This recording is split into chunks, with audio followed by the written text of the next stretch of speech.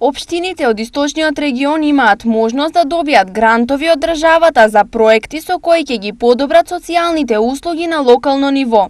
Како приоритетни се потенцираат услуги на советување, услуги во домот што подразбира помош и нега во домот и лична асистенција и услуги во заедницата од типот на центар за дневен престој на бездомници, лица со попреченост, престој за стари лица со активно старење или центри за рехабилитација. Например, На општините кои ќе изразат интерес за добивање грант за развој на социјални услуги, ќе им се обезбеди директна подршка за подготовка на проектната апликација од страна на експерт ангажиран од проектот за подобрување на социјалните услуги.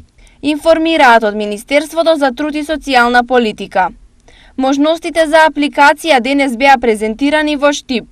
Нашите извештаи и документи, како што е социјалниот план, кој што беше направен како резултат на едно социјално мапирање, се увиди дека најголем потреба од услуги имаат старите лица и лицата со попреченост.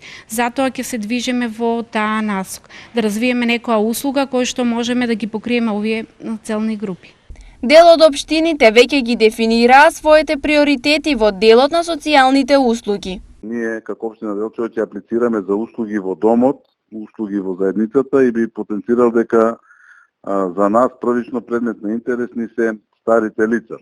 Така да наредните денови со стручните лица од локалната самоуправа ќе ја конкретизираме апликацијата, ќе ја поднесеме апликацијата до Министерството за труд и социјална политика и се надеваме дека ќе биде разгледана и дека ќе биде одобрена.